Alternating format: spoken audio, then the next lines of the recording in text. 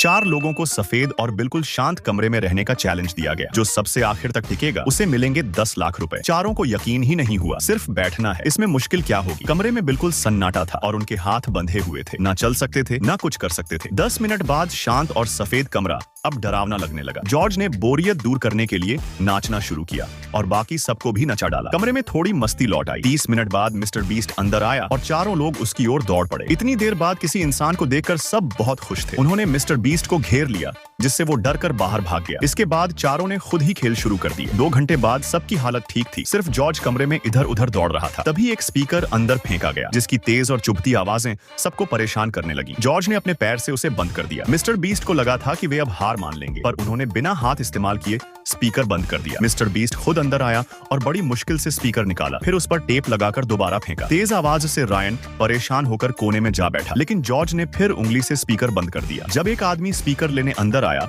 तो सभी ने उसे घेर लिया। मिस्टर बीस्ट को आकर उसे बचाना पड़ा। 5 घंटे बाद जैक और डेनियल बोर होकर चुपचाप बैठ गए, जबकि रायन और जॉर्ज जमीन पर घूमते और हंसते रहे। तभी मिस्टर बीस्ट ने चारों को एक एक बिस्किट दिया, यही उनका लंच था। 7 घंटे बाद मिस्टर बीस्ट बोला, जो सबसे अच्छा डांस करेगा उसे टॉयलेट जाने मिलेगा। सबने जोरदार डांस किया और उन्हें बारी बारी टॉयलेट जाने की इजाजत मिली, लेकिन जैक बाहर गया और वापस नहीं आया। उसने चैलेंज छोड़ दिया। अब बचे थे जॉर्ज, रायन और डेनियल। 10 घंटे बाद मिस्टर बीस्ट ने चिल्लाकर कहा, खाना आ गया है। सभी तुरंत उठ खड़े हुए, लेकिन शर्त थी, खाना बिना हाथ लगाए खाना था। 12 घंटे बाद जॉर्ज को अजीब आवाजें सुनाई देने लगी। कमरा शांत था, लेकिन उसके कानों में शोर गूंज रहा था। उसने सोचा, अगर और रुका तो पागल हो जाऊंगा, और उसने भी चैलेंज छोड़ दिया। अब बचे थे सिर्फ डेनियल और रायन। दोनों ने कहा, चलो इनाम बांट लेते हैं। मिस्टर बीस्ट ने भी मान लिया। रायन और डेनियल को मिले 5-5 लाख रुपए। तो दोस्तों, अब जरा देखो आपके फोन में कितना बैटरी बचा है।